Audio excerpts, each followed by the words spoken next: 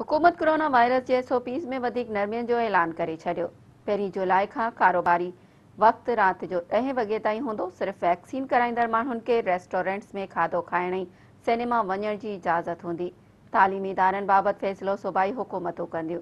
वफ़ाक़ी वज़ीर असद उमर जी सदारत हेठि NCOC जो इजलास थियो, जंहिंमें सॼे मुल्क में कोरोना वायरस जी सूरत-हाल ऐं NPIs जो तफ़सीली जाइज़ो वरितो वियो। इजलास में पाबंदियुनि में नरमी जो फ़ैसिलो कंदे चयो वियो त नरमियूं 1 जुलाई खां 31 अगस्त ताईं हूंदियूं। इजलास में कारोबारी मर्कज़ राति जो 10 वॻे ताईं खोलण जी इजाज़त ॾिनी वई। पेट्रोल पंप्स ऐं मेडिकल स्टोरनि समेत ज़रूरत जा अहम कारोबार 24 कलाकनि ताईं खुलियल रहंदा। रेस्टोरेंट्स खे आउटडोर डाइनिंग जी इजाज़त हूंदी। इंडोर ते 50% जी पाबंदी हूंदी। सिर्फ़ वैक्सीन लॻाराईंदड़ माण्हू होटलनि ते वेही खाधो खाई सघंदा। होटल्स ऐं रेस्टोरेंट्स इंतिज़ामिया तरफ़ां वैक्सीनेशन सर्टिफिकेट्स चेक करण जो लाहे अमल जोड़ियो वेंदो।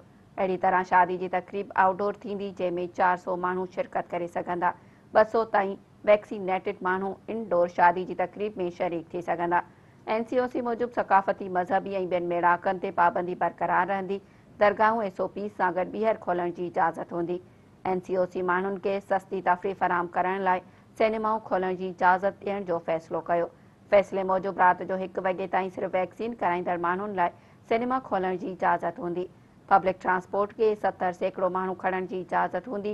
तफ़रीह हंध ऐं स्विमिंग पूल खे 50% जी गुंजाइश सां खोलण जी इजाज़त हूंदी। तालीमी इदारनि बाबति NCOC जे इजलास में फ़ैसिलो कयो वियो त तालीमी इदारनि में गर्मियुनि जी मोकलुनि जे हवाले सां फ़ैसिलनि जो अख़्तियार सूबाई हुकूमतुनि खे आहे। उहे ई उन हवाले सां हुकुम जारी करे सघनि थियूं।